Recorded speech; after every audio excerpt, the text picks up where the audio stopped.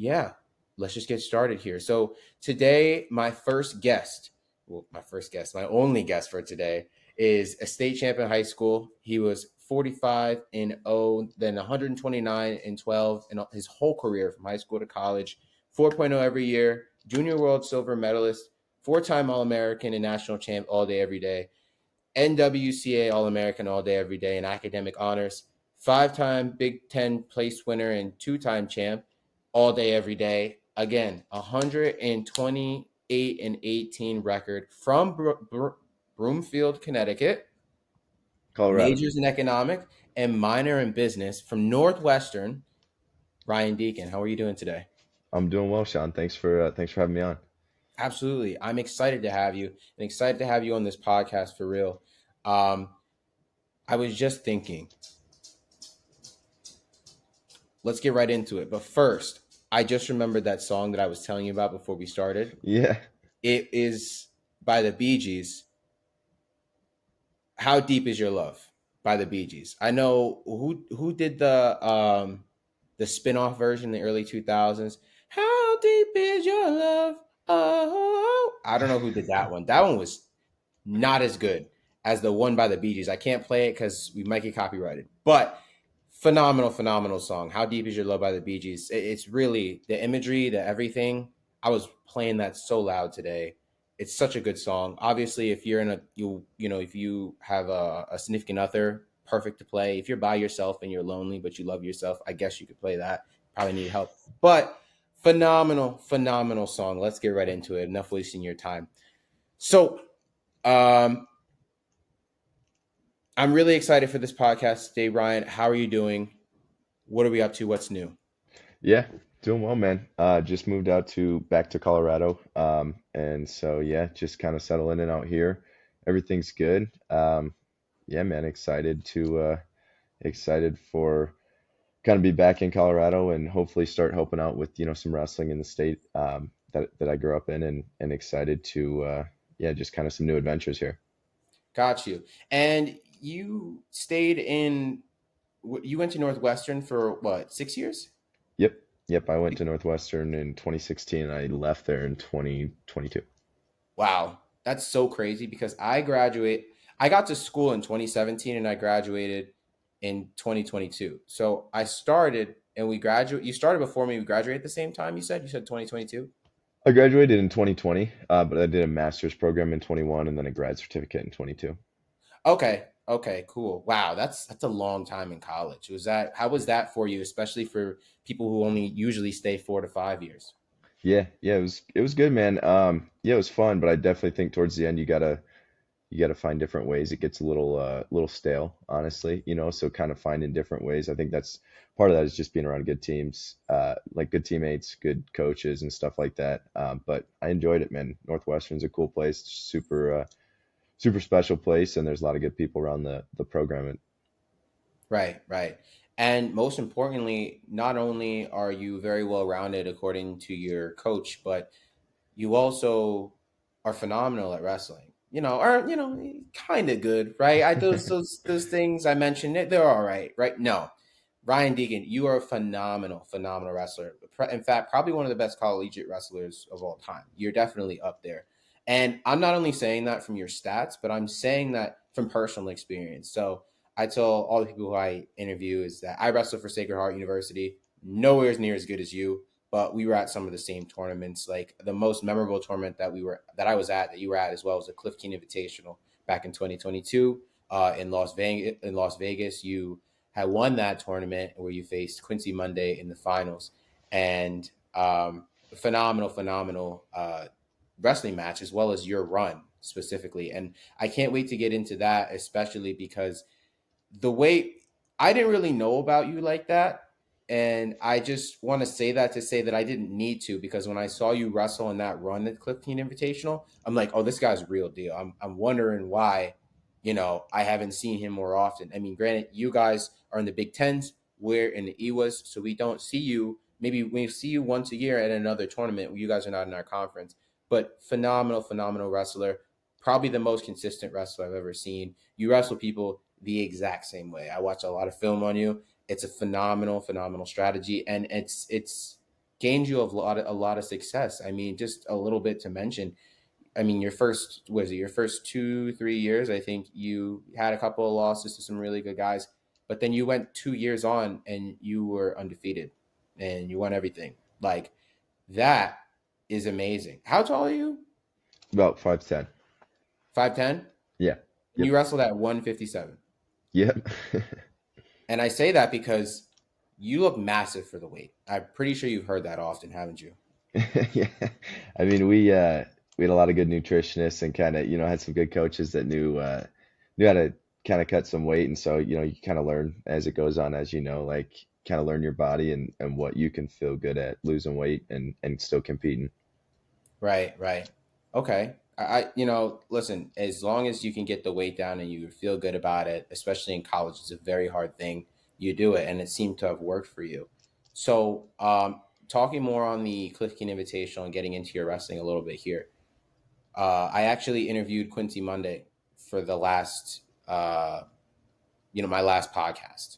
And I set this one up because I thought it would be an interesting take and perspective on one match, two matches actually, because you guys saw each other twice in 2022. One at the finals of the Cliff King Invitational, and the second one was in the NCAA finals, where you guys did phenomenal. Walk me through the Cliff King Invitational match, and I was actually in the stands in the video. I was so excited about that. Walk me through the Cliff King Invitational match. What's your perspective? I know you won. There's not much to say or that you have to work on, unlike Quincy, but just kind of walk us through that run. Phenomenal dominance throughout the whole thing. Yeah, first of all, Quincy's awesome, man. That's awesome. You just had him on. It was funny right after nationals, we just got done competing, and like I was taking some visits at some RTCs, and I checked out the NJRTC. And so like I don't know, maybe 2 weeks after nationals, Quincy and I are like practicing together Really? in his room, and so it was just really funny. It's kind of cool. There's no other sport where I feel like right after competing for a national title, you're wrestling your competition as like a practice, just trying to sharpen each other's skills. But yeah, Cliff Keen's also it's always an awesome tournament. We went there I think 3 times, and so was Hmm. lucky enough to ended up winning it all 3 times we went. We didn't go my freshman year, but we it's such a good tournament early on. I think it's like right early December. You see a lot of teams, like you said, a lot of different conferences. Probably the toughest tournament throughout the year until Big Tens and nationals. Um, and so it's a lot of good tests. I think that match specifically, Quincy's a competitor, he's a good wrestler. And so, just trying to make sure that you're forcing your own offense. Quincy's real explosive and he's real quick. So you got to make sure that you're making contact and shutting that stuff down. Make sure you have real discipline with your stance and keeping your head and hands low, I think. And then, trying to score some points and um, make sure you're able to ride on top too. And so I think part of that is just, you can have a game plan going in, but it's like do what you got to do. And it's once you're in the middle of a tornado, it's just kind of reacting and trying to anticipate what's going to happen next. Absolutely. And, reacting and seeing what's happening next, I'll get into the strategy that you have as well in every match. Because I said you wrestle pretty much exactly the same in every match, and it's unbeatable, which is amazing. But, I just kind of want to highlight that match, especially because I had the honor of seeing it both ways and interviewing both of you guys. Truly is amazing. And I appreciate that perspective on it. And you guys did a phenomenal job. But going on to the NCAAs, it was a different match, right? Walk me through that one. You're on a grander stage. Everybody's really focused on you now, and it's for a national title. Walk me through that. You wrestled a lot differently that match. Not nothing crazy, but definitely differences there. What? How did you prepare for that, and what exactly was that mindset going into it? Seeing the same opponent again. Yeah, I mean, I think we kind of know each other, right? I mean, we wrestled once earlier that year, but I'd wrestled him a couple years before at Midlands, and so we'd seen each other before. I think us being, both of us were older athletes, like you're able to, there's a lot of film out on each other. And so, I got great coaches. I felt like there's good game plans. I think trying to trust in my conditioning and my, uh, offense. And so understanding like, listen, I got to push the pace and try to make some action happen here and get in front of that. And so I think that was part of it. But like you said, I think every match kind of, it goes a little different. I mean, I I had a leg, and then he slipped the hand behind and ended up getting a takedown off of like a, a touch rule. And so it was like, all right, escape quick and let's get back into it. And so just trying to keep offense high and continue to look for opportunities to score. I think Quincy had a good game plan too. It was a dogfight. And then, I think he held on a little too long on one of the kind of scramble positions we got in. I had a leg in between and was able to catch him on his back a little bit. And so, yeah, I think like anything else, you go out there just trying to push the pace, get your offense, and make good things happen and adapt on the fly. Anytime you wrestle somebody a lot of times and you're more familiar, usually it's like you got to work a lot harder to create openings because you're kind of familiar with what they're going to do. They're familiar with what you're going to do. And so, um, yeah, I think just trying to not get discouraged and just, keep trying to improve positions. Awesome, awesome, really. And you guys really did put on a showing. It was a very nice chess match of human chess there, displayed at the NCAA tournament in 2022. It's crazy too because if you watch the match back, everybody remembers that you won, but in the first two periods, you were actually down by one. You said he got that touch takedown on you, made it being questionable. How can people who are in those types of situations, maybe at the NCAA tournament or maybe just in a wrestling match in general, a 2-1 lead, in my opinion, is really awkward, right? Because you're up on somebody, but like by 1 point, you did all that work to get the takedown, and now you're above your opponent by one. But you seem to stay poised and get the technicality of the danger zone to then be up. I think it was 8-2 at the end of the match. What's that mindset? How can people who have trouble maybe closing on those matches, those close matches, what can they do to get better at it and wrestle through those positions? Yeah, it's interesting. I think honestly, just staying calm. There's always going to be something that goes wrong in a wrestling match. I don't think I've ever wrestled a match where there wasn't something where I'm like, hey, I could have done this better. I could have done this, or I couldn't have done anything better. It's always somewhere you can improve, and so it's like trying to shoot for um, good, not perfect, because you're never going to be perfect with that. And I think uh, in terms of like staying calm in those matches is like put yourself in those situations a lot. I think it's hard to get that mindset. Some people naturally maybe have it a little bit more, but Hmm. um, you can develop that by just continuing to wrestle. And I think a lot of wrestling is like staying calm and not letting your emotions, get too high or too low. And so I think if you're losing, go focus on the next point, not focusing on like trying to control the match as a whole. And like you said, like a 2-1 deficit's not that big of a deal. Um, and so I think keeping that in check too is like go get the next point, and then it's 2-2 or 3-2, and you keep plugging away. Right, right. And that's amazing insight. I feel like a lot of times when people watch those types of matches, like I'd always love to be in the NCAA finals against people, but my career ain't turned out that way, right? But just being in that stage and watching your matches and a lot of wrestlers matches back in the championship rounds, you think that people pull out these unnatural in like you think that people take out these superhuman capabilities and these tendencies to pull out one of the greatest wins ever because there's only a handful of people that can say they were a national champ, and the people and to get there is a gauntlet, but people can also assume that you had to do things that were out of the mind, out of out of this world to get to that point. And you just mentioned some very basic things, stay calm, stay poised, and most importantly, your biggest thing in which I hear from your coaches in one of your documentaries was that you talk about just wrestling and not getting so emotional out there and staying calm, like you mentioned. I think that's amazing, and we'll get into that a little bit later because I love that. I want to get more into it, but I noticed when you wrestle, you have this Quincy has this unstoppable outside shot that he takes on everybody from space. I don't know how he does it. I asked him about it in the interview. You want to know how he does it? Watch our interview with Quincy Monday. He goes down step by step how he breaks down his like outside shot from space. I don't get it. But you yourself have an amazing shot as well. You hit the same shot every single time. In that match, you only hit one move. You hit a single for the right leg. Different from the other match, but it's a single. You get away with it too. And I'm being honest with you because we're both wrestlers here. You get away with it because you're so long and you get to it and you pull yourself in and you turn that corner. Everybody's got a deep whizzer on, but they just can't stop it. How do you do that? I don't even want to go any further with that. How do you do that? Yeah, I mean, I think that's years and years of developing like your bread and butter, right? Like you said, Hmm. I think wrestling it's important to have, a plethora of technique, but I also it's really important to kind of specialize in some stuff too. And so I've, spent a lot of time developing that. I think part of that is like you said, figuring out how to beat a wizard. Everyone's going to have a little bit different feel when you get to a single leg. If you get a corner right away, that's a lot better. Um, for me, I'm left-handed, so I'm toeing the line with my Wow. left foot. Most people are toeing the line with their right foot, and so a sweep single seemed like a natural thing when I was young because it's like their right leg's right in front of my lead leg, my attack hand's right there, so it's close. And then setting that up, and I think a lot of college wrestling is like most people know what you're going to do. You're probably hitting a high crotch, single leg, double leg, or front headlock.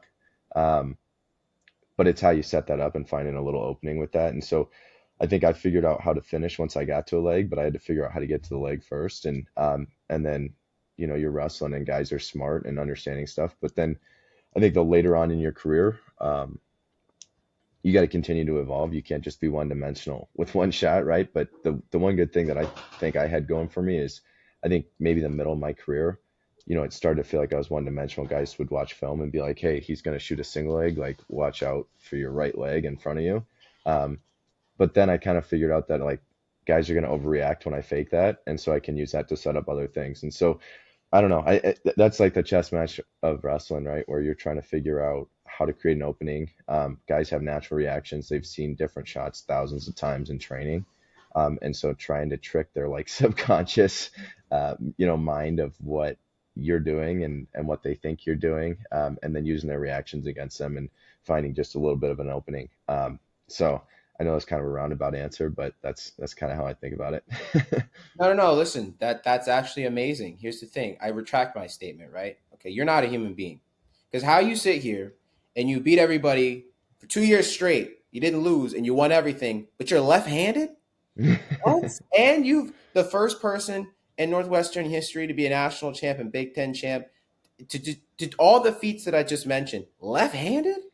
Ryan, you're amazing, dude. Like the way that you're speaking about it is so humble, and I love that about you. And this is why I was excited about this, is because every time you've answered every single one of these questions, it's always been a very calm and the response that I did not expect. But that's phenomenal, dude. Like, wow. I mean, the fact you perfected a single, it really has me thinking too.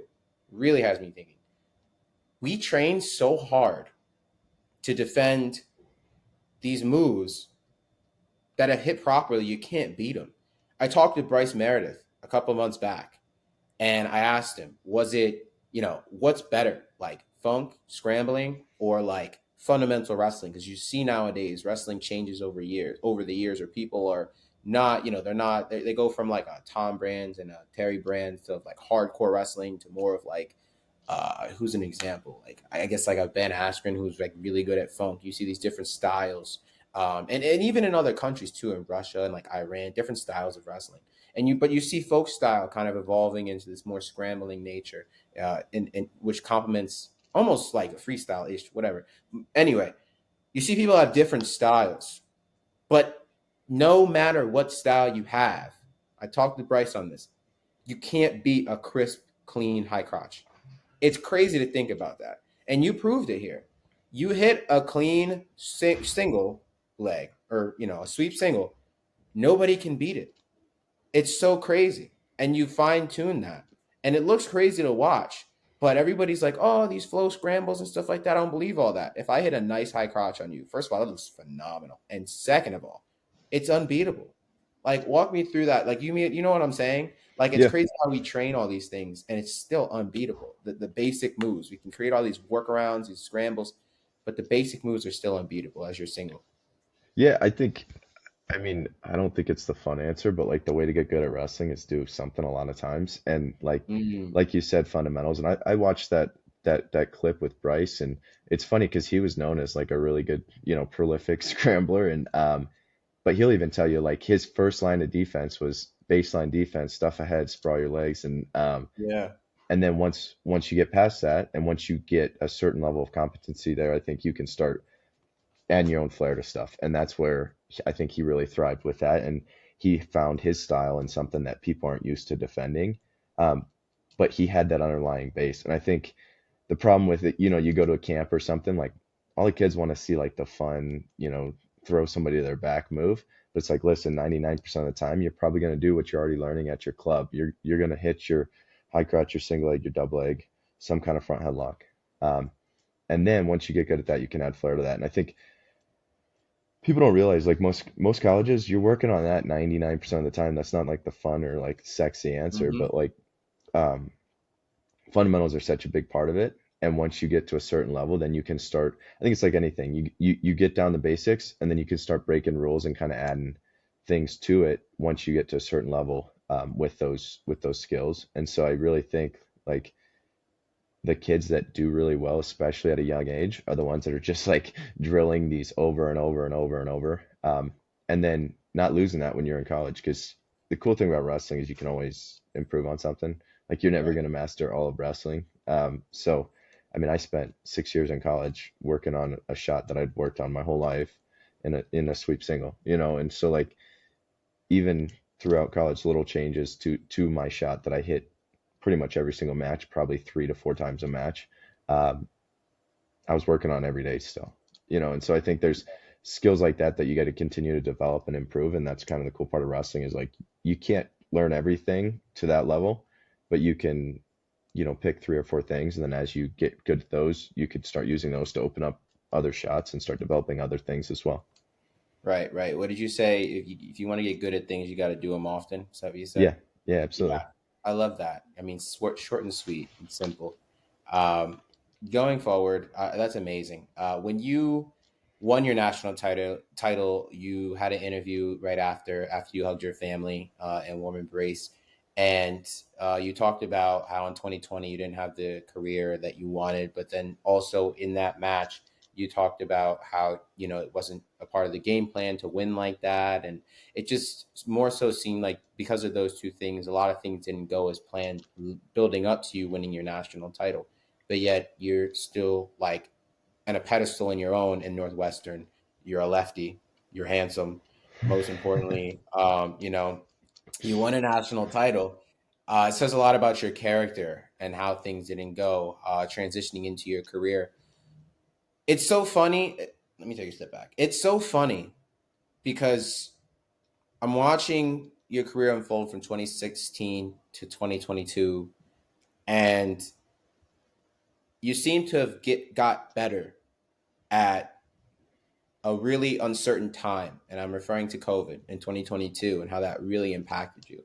You mentioned in your foundation documentary, the foundation for the Northwestern wrestling video, that COVID really hit you hard and your family just as much as it did everybody else. But everybody knows it's not when something happens, it's not so much of what you do now, it's what you do next. And what you did next was go on to be undefeated for the next 2 years and win Big Tens and nationals. What was that switch? What mindset did you have to keep, and how did you do that? Again, I just don't have more of an elaborate question than how did you do that? Yeah. Yeah, it was a weird time, man. Like, 2020, I think for everybody was weird.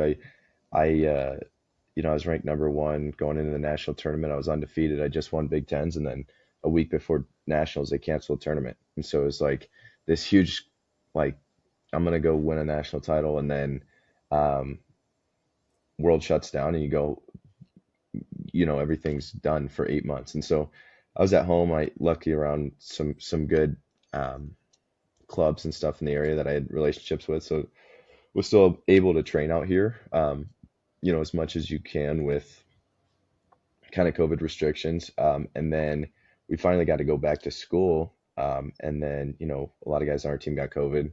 I got myocarditis. And so I wasn't allowed to wrestle for like a long time. And so originally they told me I was like out for 6 months. And then it kind of turned into like, let's see week to week. Um, they put like a heart rate monitor in my chest with like a little loop recorder. And so finally got cleared from that. It like in your chest or on top? Like I have Oh a scar shoot! right here. It was like inside. Oh So wow! it was a crazy story. Like just everything was nuts. It was already a shortened season in 2021.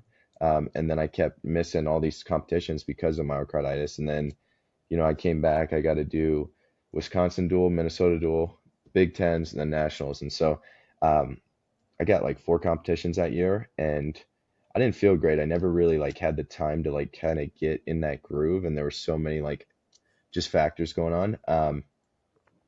But was plugging away. I was able to win Big Tens, going into nationals. I make to the semifinals, and then I lose in the semis, and so then I take third, and I'm like, I got four competitions. It was like you're still on lockdowns. It was just a weird time, and like it was kind of like I don't know if I'm gonna just start training RTC wise and just start doing the international circuit, or if I'm gonna come back for my last year of eligibility. And just had a lot of good mentors and good coaches and teammates and stuff. And through some conversations, I was like, all right, let's like honestly was kind of checked out of wrestling for probably a month or so. It's just kind of like, what's the point of this? Um, didn't get to do what I wanted to do, and just felt like I was getting pulled a lot of different ways. And then, kind of checked back in, was like, I got one more year, I'm going to go win a national title. And so was, then it was kind of locking back in and figuring out how do I take the steps to get there. And so, um, I think just being around good people, it was like I looked at my career as like a failure. I'd lost one match in 2 years. And it was like, that's kind of sounds crazy and like bad from the outside, but it was like we placed a lot of importance on the national tournament. I was like, I'm going to be a national champ. And then uh, I took third, and then come back for my last year and uh, had a great year. It was great. Like everything kind of opened back up. Was able to have a normal year with COVID stuff. Was able to, hang out with friends again outside of, in 2021 it was like practice, go home, do your homework, and sit around because if you get contact traced, you're not wrestling. But it was Mm. back to normal. You're hanging out with people, kind of having that college experience again, and so it was a lot of fun, and then just had a lot of great teammates, a lot of great coaches, and yeah, I'm just so glad I went back that year and had a such a fun time outside of you know winning nationals at the end of it. That was like the cherry on top, but it was just a great year, and I think um, kind of turned back into something I was choosing to do instead of something I had to do, and so kind of that autonomy, getting that autonomy back, I think was huge and helped me perform um, at the end of the year. When you say you had to choose something versus what you had to do, are you referring to like wrestling where, Yeah, yeah, I think okay. it gets kind of like we talked about a little bit earlier. It gets wrestling's hard, man. I don't know many other things that are more like draining than like a Division 1 college wrestling season Oh where my God, tell me about yeah, you're cutting weight, you're traveling, um there's ups and downs with matches. There's so many things. You got school, you got social stuff, you got everything going on. So I think it's easy to for that to get kind of to just like a grind. And to do it for 4 years is a lot, and then doing it 5 years, 6 years. Some of these guys are doing 7, 8 years. It's a lot. It's a lot on your body. It's a lot mentally, and so I think being able to kind of take a step back and be like, wow, this is like a really cool opportunity versus like, oh, why do I got to go do this? it. Um, Yeah. makes it a lot easier. And so once I think kind of rechecking myself with that was good for kind of locking back in and being like, hey, this is sweet. I get to do this. This is such a cool opportunity. How many people would love to be, wrestling in the national final? Like go out there and enjoy it. Yeah, I think that's phenomenal, especially that you mentioned you can do that versus having to do that, having that choice. I don't think that when I wrestled, I looked at it that way. I think I got to the point where I was overtrained, Mm. and we'll talk about if you believe that or not soon here. But I don't know. I think me and wrestling had definitely a toxic relationship. We were very dysfunctional. Luckily, she's out of my life now. I can focus on bigger and better things. No, I mean, it's just one of those things too. Like you said, it's very tough. It's very tough. It's a very demanding sport. You got to have really strong, thick skin, I would say. And you making that switch has led you again to having a very, very illustrious career. You also mentioned in your foundation documentary, you did a lot of sports when you were a kid. Your father saw that you had a lot of energy, and he was like, "You're gonna wrestle." Could you give us the highlights of how you got to Ryan Deacon today?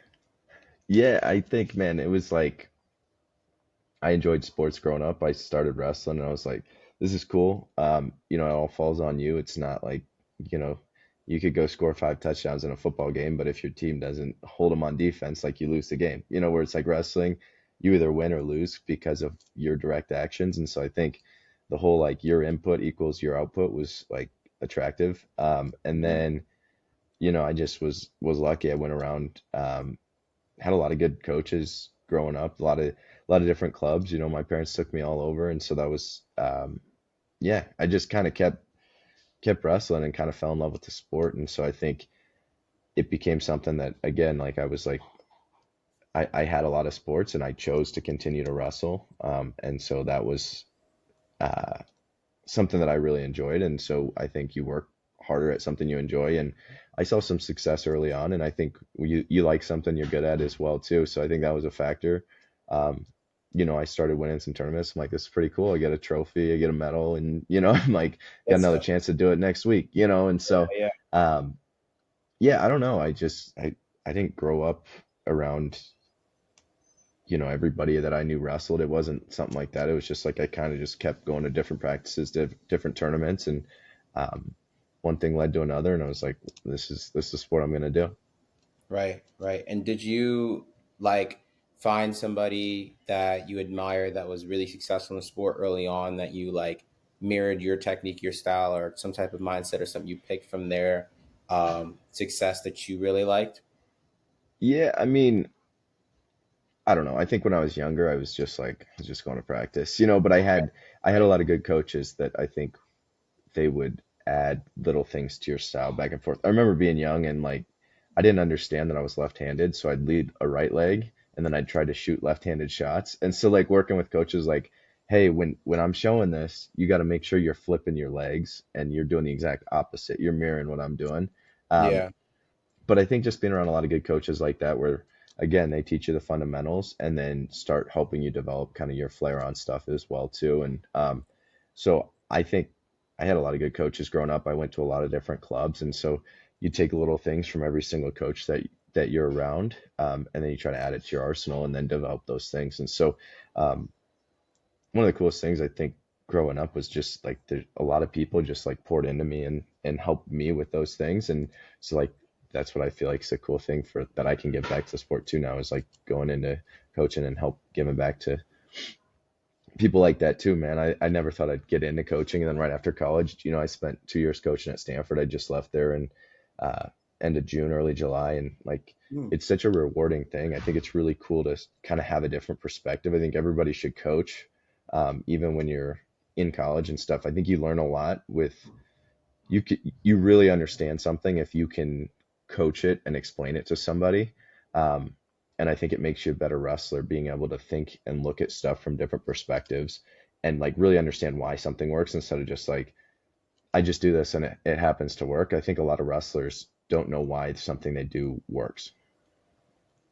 I agree. We're told a lot, especially in wrestling, you have to do this way now. And just like, why? Yeah.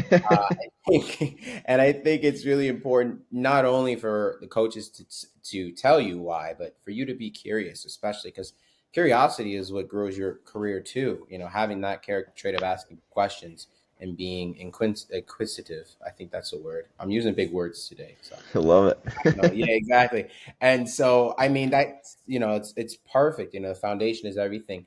And like for you, again, I would say the biggest thing that you mentioned in your wrestling game that you have, and we'll get into it finally, is that you don't like to have emotions when you wrestle. You're a very consistent guy. You get better every single day. You don't really get into the weeds of things. Walk us through more so of your mentality and how you kept such a consistent career and how other people can kind of learn from that. Yeah, man, I think consistency kills. You know, I think it's like everybody knows this. It's super simple. It's just not super easy. It's like if Mm, you want to lose 50 pounds, slowly eat less food and it'll happen over time. But you got to do that step every single day. right. If you want to get better at reading, if you read for 10 minutes every night, you'll be better at reading. But like you got to do that every single night. And it's like these little habits that stack over months and months and years. It's the same thing with finances, right? If you want to save money, you just you save a little bit of money every month, you invest every month. Eventually, your compounding interest blows up, right? And so I think trying to put compounding interest in your skill set um, is like just be a professional, do the same thing, not the same thing, but do a consistent amount of work for a long period of time. I think especially with social media, with TikTok, with just like our attention spans are so short now. It's like everybody wants that instant gratification. It's like if you can push off that reward and just keep doing the actions that lead to the reward and focus on the journey and your inputs versus like what you're getting out of it.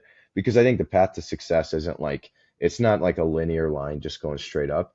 There's a lot of ups and downs, but like if you zoom out and your general trend is going up, you're on a good path. And you're always course correcting, talking to people, trying to make sure you're going the most direct way possible. Um, but I think things make sense when you look back. But like in the moment, like there's times in a wrestling season where I'm sure you felt this, where it's like you're kind of down on yourself. You're like, dang, I just lost this match. I'm not feeling good about this. Like my shots aren't working. My training's been bad. Um, but then you zoom out and a month later, you're like firing on all cylinders. You're feeling the best you've ever felt. You're definitely a better wrestler than you were a month before. And so I think it's like trusting the process, staying the course. And I think a lot of that is your environment. Like being around a good culture is such an underappreciated part of this.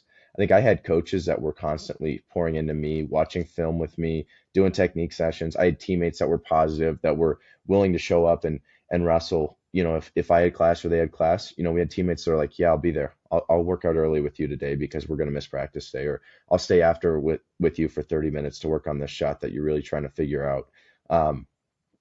And so I think trying to apply that and where I'm at now in my life, um, I love wrestling, but I think the coolest part about wrestling is the skills that you gain from it. And so I really want to be able to help teach people skills through the vehicle of wrestling that impacts them for the rest of their life, right? Because I think wrestling teaches you to be resilient, to be determined, to be consistent with something, um, to work hard at something, and to align your life in a goal. Because wrestling is not like another sport where you can kind of turn it off, and there's other sports like wrestling for sure, but it's 24/7. Like it's how you sleep, it's how you eat, it's how your weight is, it's how you train, it's what conditioning you have. It's what you're putting into your mind. It's what you're reading. It's what you're thinking about. Um, and I think that like learning those lessons and then applying them to life, we make good humans, good leaders, and that's what I'm interested in now. That's why I think wrestling's a cool sport. It's like it's a it's a great way to like have controlled struggle for kids to learn these life skills to go out there and like face the real world and be like, oh, I can do this. I love that. You're absolutely right. I agree with everything that you're saying. I say this often, but when I was at my banquet for my wrestling season ending at Sacred Heart University, I actually did like a motivational speech because I was into being a motivational speaker. And I mentioned the title of it was Wrestling is Life, Life is Wrestling, and just that in itself, it's what you eat and sleep and breathe. That's what you were saying, and kind of getting away from that now as you grow up is kind of difficult. You have to keep in your life a little bit, but I really love that. And I agree 100% with what you're saying. I hope that people that are listening could very much understand that, and understand that it's a controlled struggle, like you mentioned. I think that's the best way to put it, because you are able to fail, but not to the point where you can't recover. You know what I'm Yeah. saying? You build that character for yourself, and these types of people that come out of the sport and really take it for what it is. They ask those questions, like we talked about. We're very curious, and they're proactive. Are the ones that really benefit the most going on to their next chapter of life. I love that, because your coach Matt Stornoli says that your attitude was the biggest part of your character, as well as him wanting you to be known as a well-rounded individual and not just a wrestler, a well-rounded human being. Did you ever have conversations with him specifically on what he meant by that? No, I didn't, but I think I understood like I mean, Storney's coaching at Northwestern because he knows the type of people he's going to get, and I think you, your appeal to Northwestern wrestling is like, hey, you get awesome wrestling, you get Big Ten wrestling, but you also get an awesome education. And I Mm. think something I saw is four or five teammates that medically retired just in my time at Northwestern, and they're doing awesome things now because, like we talked about, like they applied these lessons they learned from wrestling, and they were also doing that in school in their personal lives, and they continued this life trajectory that is great, and they're doing awesome, amazing things now. Um, because those skills transferred and because they went there to get a good education and also to wrestle hard. And so I think that like Storney is looking to make good leaders, good humans, and that means you're going to be there to wrestle and you're going to win and want to win. Like that's part of that. But it's also part of it is like you're also going to take care of your schoolwork. You're also going to make sure that you're setting yourself up for life after. And I think, I mean, that's why I enjoyed coaching at Stanford too, is like I could relate to the mission of a school like Stanford. It's like, hey, get a world-class education. And also, by the way, let's go win some national titles. And so there's not a lot of places that you get both of those in the country. And so I think that was like a really special uh, aspect that I felt in college. But also, it's like a big responsibility too. It's like you have these classes where you're staying up till 3 a.m. studying for this final, and then you got to get up for 7 o'clock lift, and then you got to practice at 3 o'clock, and so you got to learn to balance that too. And I think pressure makes diamonds. You pack a bunch of stuff on, and it's like you figure out how to make it work and how to perform at your best while you're doing that. And I think that kind of, as much as that's like painful at times, that growth and that like ability to adapt to those situations, um, it helps you later on in life when you got a bunch of deadlines for your job and you got three other things going on in your personal life that you got to figure out, and you're able to handle all these things and go forward. These skills are definitely transferable. I agree with you. And like you said, I think it's really good to note that you went to a place, coached at a place too, that you can get a world class education and you could be, the best in the country at wrestling, something where it does allow you to be a well rounded individual. So I get exactly where your coach is coming from in that aspect.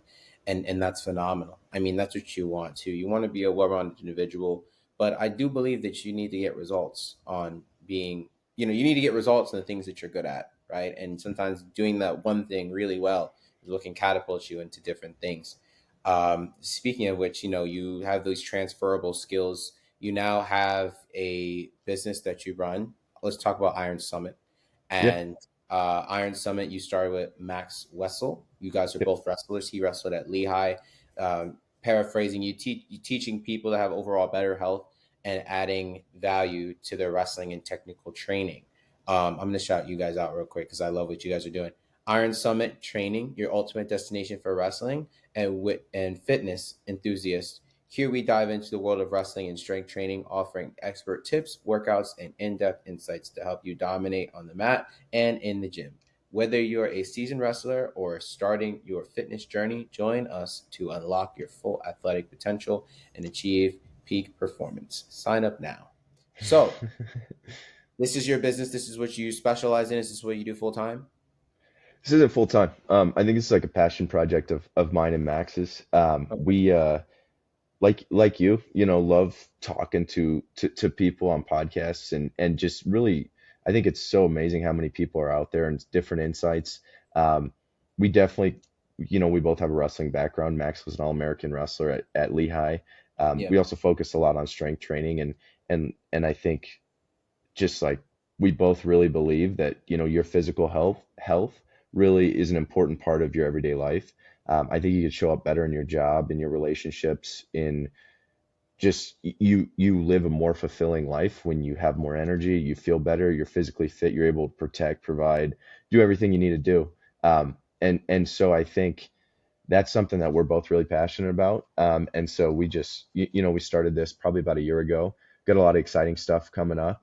Um, and yeah, it's been a really cool journey where um, we feel like we're passionate about this, and so we want to, kind of create a community of people that are also passionate about this, and just try to all level up together through, health and fitness. And I think, Max is helping out with some wrestling stuff. I'm helping out with some clubs wrestling stuff, but we're also doing a lot of strength training and kind of the broader, general fitness market as well. And yeah, it's been a really cool passion project, man. We've met a lot of really cool people, learned a lot, and feel like it's a good way for me to stay involved with something I'm really passionate about and that I think is really important for this, for the world. I think another thing we've talked a lot about wrestling, the mindset, the skill set you get.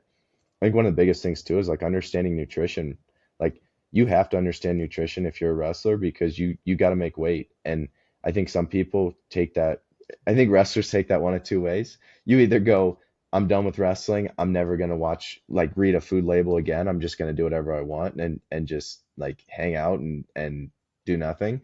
Or you're like, hey, I understand what makes me feel really good. I understand how much water I need, how many grams of protein, carbs, fats, and how to fuel up for this so that when I have a big day, I can feel my best and be at my peak performance. And how do I, um, how my sleep impacts my brain function, how my sleep impacts my recovery, how I feel and how I'm able to do, these activities that I want to do through through my health and fitness. And so I think that's like something we're both passionate about and we continue to want to push out into the world is like encouraging people to find communities and to continue to level up um, your health and fitness to level up your whole life because you can have all the money in the world but you get to a certain point and it's like if you're not healthy like you'd trade it all just to have your health back. And so I think it's an important thing. It really is. It's not just the years you're here but like the quality of your years while you're on this earth. I love that. And health is, you're absolutely right, especially health being everything, really, in this case. You could have everything in the world, but if you don't have your health, you trade that for everything. And I think not only focusing on that, but, really trying to do that in all aspects of your life is super important for the health and quality of your life as well. Sorry. How was Iron Summit? I would say, no, no, no. I'm gonna go with a different question. Let's just be straight up. Tell me about your relationship with Max Wessel. How did you guys meet, and how did you put this together? Yeah, so I actually met Max's dad first, Buck Wessel, who, I mean, he was a judo Olympic coach. Like Buck's an animal, man. I met him. My buddy and I in high school used to go to Muscle Farm had a headquarters in Denver, and they would have MMA practices for Elevation Fight Team. And like, there's some big name guys at the time there. I think some wrestlers, Cody and Sonny Young were there, Minnesota All Americans. TJ Dillashaw was training out of there. Matt Brown, Clay Mm, Guida. Like there was quite a few different people in the area, and it was cool. They needed MMA guys are wrestling once or twice a week, and so in the off season, my one of my high school buddies and I would go down there and we'd drive and just wrestle with them. And so I met Buck, and then Max was in college at the time, and Max would come back for like Thanksgiving or Christmas, and I see this dude. I'm like, who is that like 250-pound just jacked dude that's wrestling over there? And so that's kind of my introduction to Max. And so I got to know him over the years and just salt of the earth, just nicest guy. I think it's classic heavyweight. For some reason, heavyweights are always the nicest people. I've never met a heavyweight that I don't like.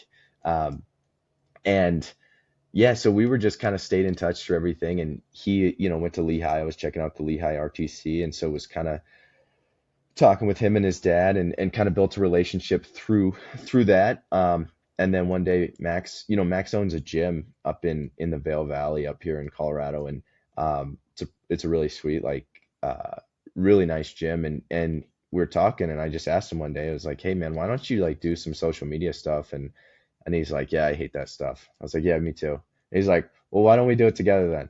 And I was like, all right. So we just kind of like jokingly were like, all right, I'll do it if you do it. And then it just kind of turned into this. And yeah, we're starting to expand and have a lot more stuff coming up. So yeah, I don't know. We've kind of fell into it on accident just through passion through health and fitness and then wrestling as well. okay, so you guys put together fitness or training plans for your clients. Is that what goes on? That's your service that you offer? Yeah, we have. I guess we're kind of a media company, and then we also have a lot of. We have some training plans. We're starting to do a lot of like custom coaching stuff, and we're about to launch a community here soon, which will be really cool. Super excited for that over the next couple weeks and months. And yeah, so just trying to continue to grow health and fitness. Great, I love that. Listen, it's really important too because I think America has like some of the most obese people in the world. Um, seriously a problem, especially with how great and how dominant the Team USA had performed at the Olympics. It's kind of crazy to think that there are people on the opposite side of that spectrum that actually walk the streets. Yeah. And I think what you guys are doing is amazing. I know it's starting off small. You guys got to get going. You're a media company, but genuinely, like, honestly, I kind of need help with my training as well. Because when I go to the gym, I'm like, let's go. I'm gonna go to the gym. As soon as I get there, I'm like, yeah, I have no idea what I'm gonna do. I don't know what I'm gonna, Let's I'm go. gonna Yeah. work.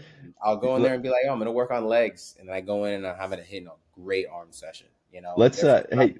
let's talk after this. We got some awesome. We'll send you some training plans. We got some awesome software. That's really cool. And like you said, I think it's funny, man. A lot of people know what to do with health and fitness. Like they understand it.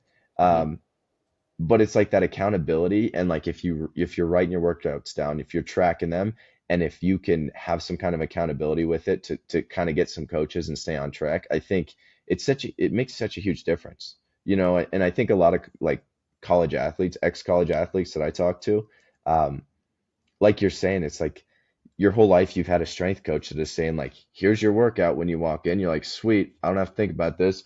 Here's my squat, deadlift, bench, do it, and then write it down. You turn it in, and it's all programmed. And so like, I do think it's a really cool uh, way to make you more consistent and to make sure that you're continuing to see progress is to have somebody there kind of with the second set of eyes, um, helping you understand where your goals are, where you're trying to get, and then holding you accountable with that stuff as well. Which is, yeah. So I love this stuff, man. I could talk about it all day. Absolutely. No, I love that. And especially for people who are maybe not athletes or who don't go to the gym often, who struggle with getting up every day and trying to be consistent on top of not even knowing what they want to do, but have these big goals that they want to live their life because, they're not at the ideal weight or at the ideal lifestyle they want to. This stuff is really helpful too because not only do you have somebody who can hold you accountable, you have a training plan that you can follow now. And that is so good, not only with your results that you're getting and the lifestyle you want to live, but your consistency and your character and those things that you need before you get to those places, just such as like, Ryan has and everything like that. You know, having those things that work in the background, people, community, that passion, a plan, and all those things are really important, not only for wrestling, but for those people who go to the gym every day, who work out. And I think I would absolutely be down to talk to you after the podcast about that type of stuff. And not only how you can help me, but how you can help other people as well. Because there are people who don't wrestle, who watch this podcast, who, are very confused. So trying to make it make sense for everybody is what I'm trying to do here. And Yeah. I think what you're doing is perfect for almost everybody as well. Right. This next topic, I just want to continue on a little bit.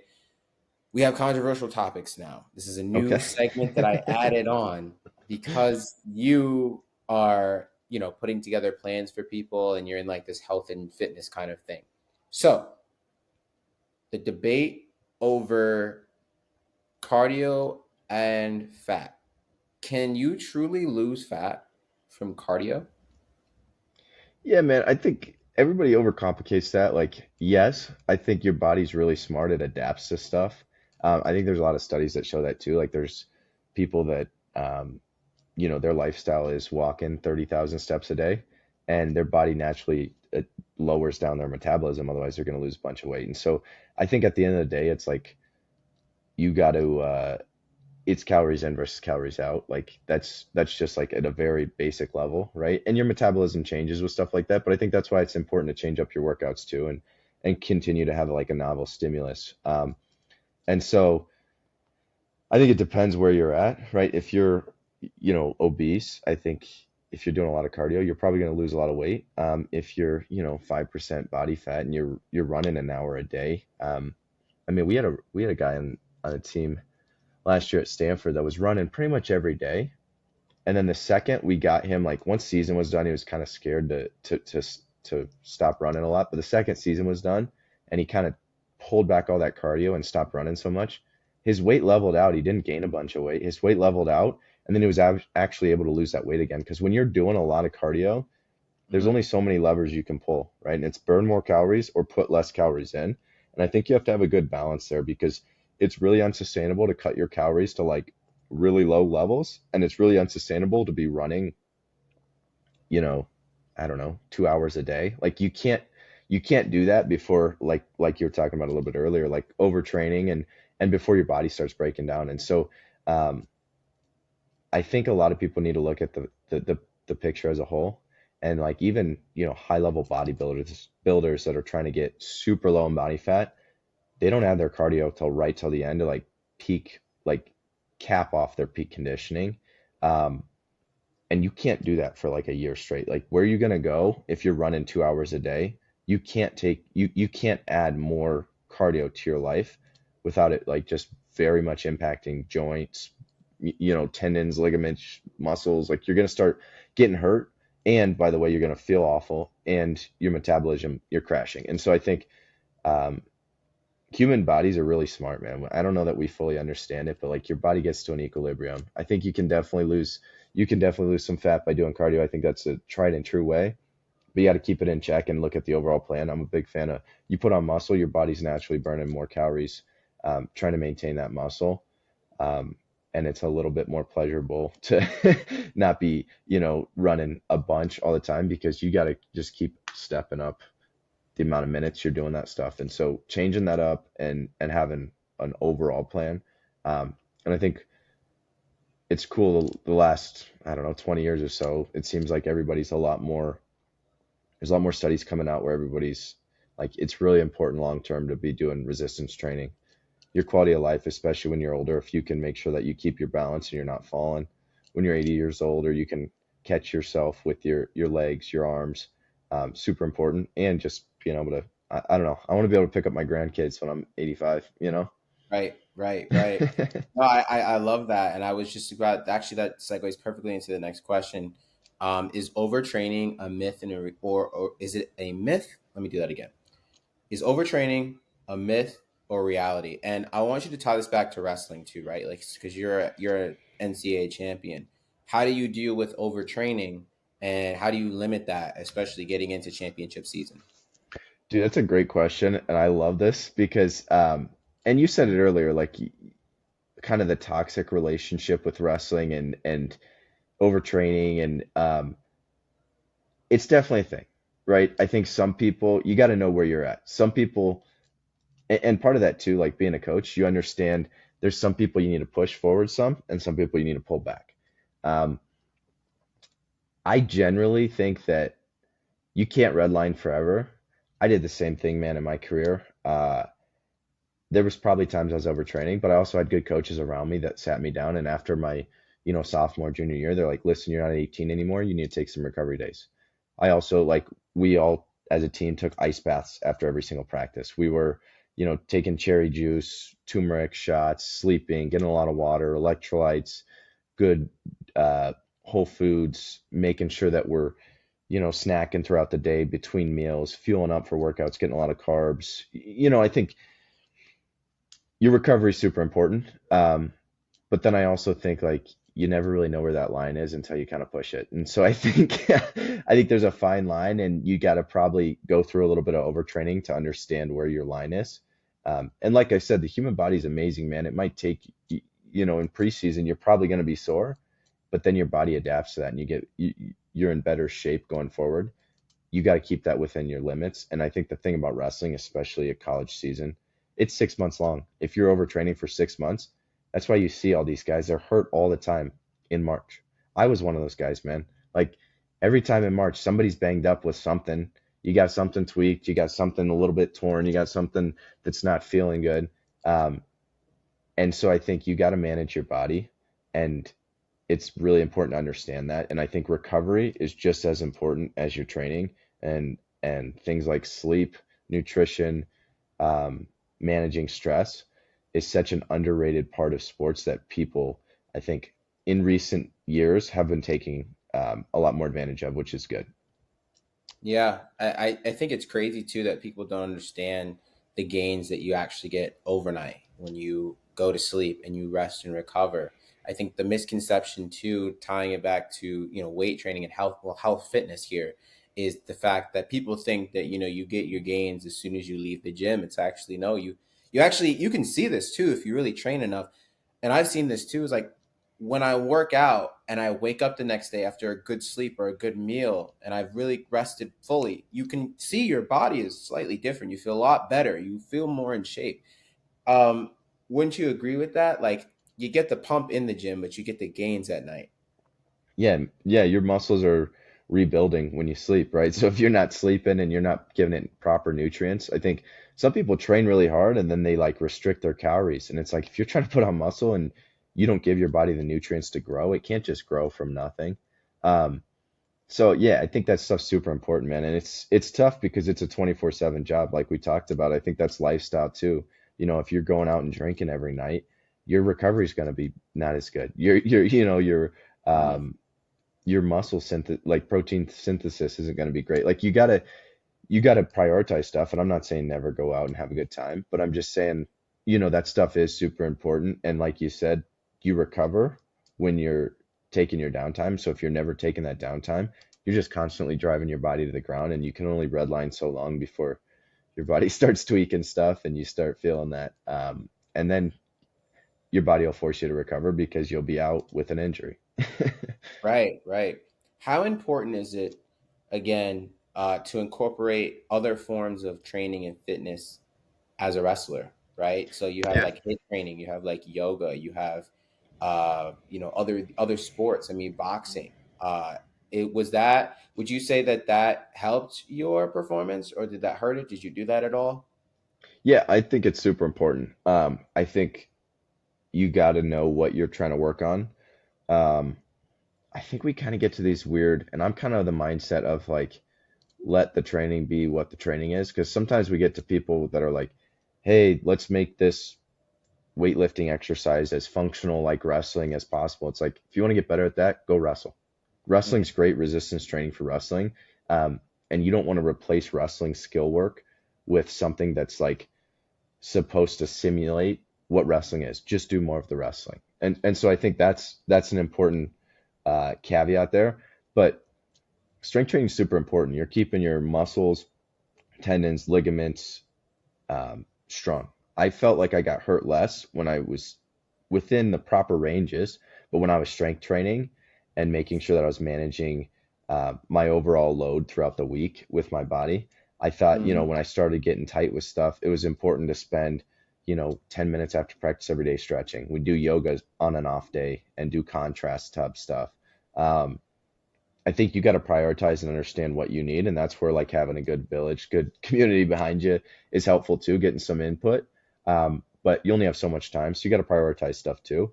And like if your goal is to be, the best at your sport, you should be spending a majority of your time on your sport. I do think strength training is important. There's seasons too, right? In season, Yeah. you're probably lifting two times, maybe three times a week, probably most weeks two times. And then out of season, maybe it's 3 to 4 times a week, and your wrestling comes down a little bit. And so, kind of understanding your training cycles, where you're at during the year, and prioritizing what your training is for what your goals are, I think is super important.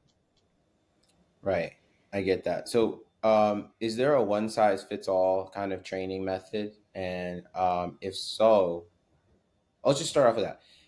Do you think there's like a one size fits all training method, or you have to switch it up a little bit?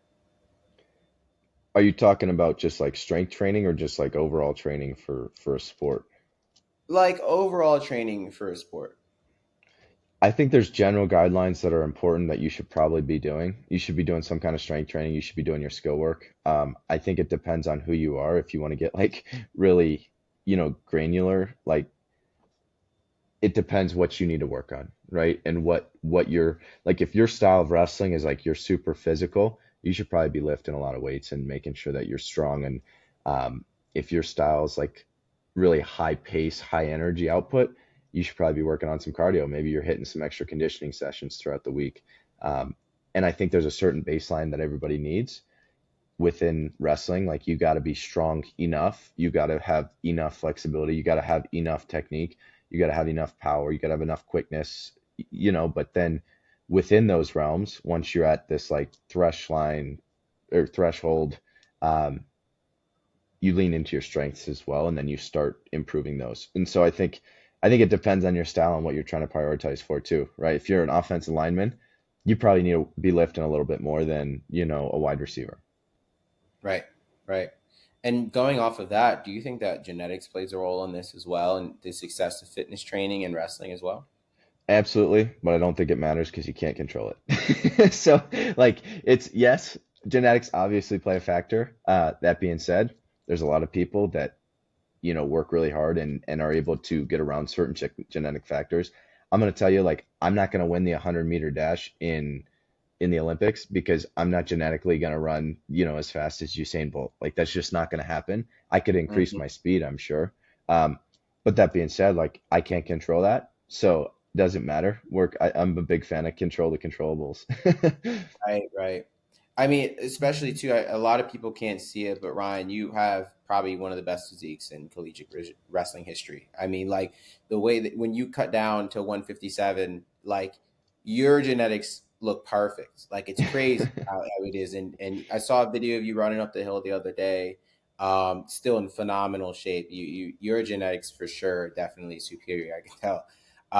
But in wrestling, now we're going to move on to another category towards the end of our podcast called wrestling trivia. I've asked a bunch of people this. Um, yeah, I've asked a bunch of people these questions, same questions every time. A couple are peppered in for you because you have a different career that you're getting into, and I want to cater to that. But let's get started. Okay. So you're down by one with 30 seconds left. You're neutral. How are you winning? I'm hitting a sweep single. That's my bread and butter. Should have Set knew that was up, hit coming. it. I love it. I love it. Yeah, no, listen, if it works, if it ain't broke, don't fix it, And I love that. I love that. What's your favorite shoe to wear? Yeah, say like you're in the Big Ten championships, the NCAAs. What shoe are you picking? Asics aggressors, man. I'm wearing those all day. Those are my favorite shoes of all time. Probably Rulons, honestly, was the original, best shoe. But Hmm. the, aggressors are kind of I don't know. They're the probably 5 years, 5 series removed from Rulons. Got you. Okay, this is the really important question. This will determine our relationship after this podcast and seeing where you're laughing, but this is serious. Here we are. All right, Listen, I'm ready. you're warming up. You got your warm ups on, pants, shirt, sweatshirt, whatever you guys wear in Northwestern or Stanford. Are you tucked or are you untucked? Do you need me to repeat that? Are you tucked or are you Are we untucked? This is we're very talking about our important. sweats? Are we talking about our Yes. sweats? We're Yeah. talking All about right. your We're sweat we're warming tucking up. sweats in. Come on. Thank you. Thank you. Okay, cool. All right, you can stay. All Good, good. right. I'm glad. Thanks. Yeah. I'm glad I passed that test. That was question was been in the back of my mind this whole interview. I'm like, all right, this guy's a lefty. He's great, but what is he tucked? I don't know. Okay, so good. That's good. I'm glad you answered that properly. Your favorite move, single leg. Okay, we'll move on. That's fine. Fine. All right. Are you listen? Are you super technical when you train? Are you a play wrestler, or are you like a psychopath? You go balls to the wall when you're training. That's funny, man. If you asked one of my coaches or teammates, they'd probably say I'm a psychopath. I'd like to say Hmm. that, in the beginning, more technical stuff, drills and stuff like that. But I'm like recently, I'm a big fan of play wrestling. I think you learn a lot. Um, I don't know. I feel like a lot of people overseas do that too. Like most of the Europeans are like they're kind of play wrestling going like 80% for like an hour and a half, and then they call it good and they leave and they do a little bit of live maybe, but I think you learn a lot playing around and play wrestling, kind of getting in a lot of different positions, filling out a lot of different areas. So, no, actually, you're a psychopath because here's the thing: the people that play wrestle, you can never really figure out somebody who play wrestles, and that's how I look at it, right? Like I've wrestled people who go mad hard. It's easy. You're gonna try to rush me. I'm just gonna get you where you're weak. I'm gonna hit a move that you're not comfortable with, or at some point, I can time what you're gonna do. Technical wrestlers, you kind of hit the same moves every single time. You're very good. You're very precise at that. But play wrestlers, I'm telling you, bro, when you wrestle somebody that play wrestles, like anybody could go and play wrestle. You just wrestle through their positions. You're kind of like feeling for the positions you're going through. It's harder for me to tell, like, okay, what does he like to hit a lot? I mean, obviously for you, it's a single leg. We get that. But I'm just saying, I'm pretty sure hitting other moves from different positions because you're so savvy. I think that savviness really for a play wrestler is like really good and what makes them the most successful aside from being a lefty. You know what I mean? But like Yeah. it's just that is really good to know and it makes a lot of sense. I mean, adapting that style, you know, you see the Russians, they do that for hours on end. They just play wrestling and you can see that they're able to be really good at wrestling even when they're 60s and 70s because they've done that for so long. They're not going like the United States people are like, you know, trying to kill themselves in the weight room and their partner and then end up getting injured at an early age and then have to battle back from that. You know what I'm saying? Yeah. That play wrestling is, I think it's phenomenal. And, you know, I'm glad that you adapted that to your style and adds to your success as well. Last two questions. Um, are you more of a supplements guy or are you a natural diet kind of guy, especially when you have your clients?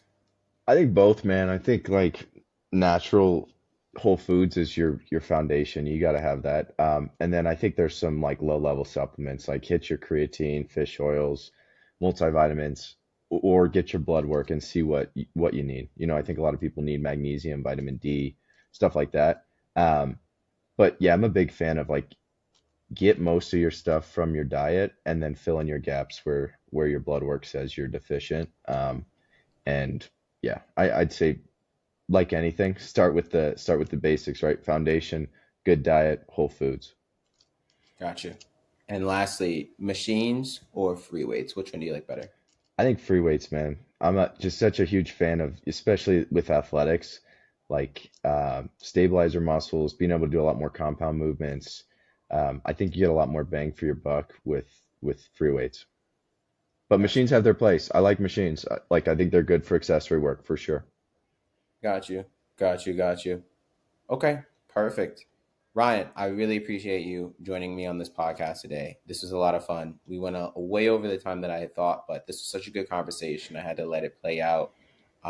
Amazing, amazing opportunity. Thank you so much for talking about your career in wrestling and what you're doing next. Is there any final or closing thoughts you want to do? What's next for Ryan Deacon? What's he working on? Any new projects? Yeah, just I guess stay tuned with Iron Summit. We got some community stuff coming up. But yeah, I really appreciate it, Shaun. Thanks for having me on, and I look forward to continuing to follow your podcast and your social media stuff. Absolutely. Thank you.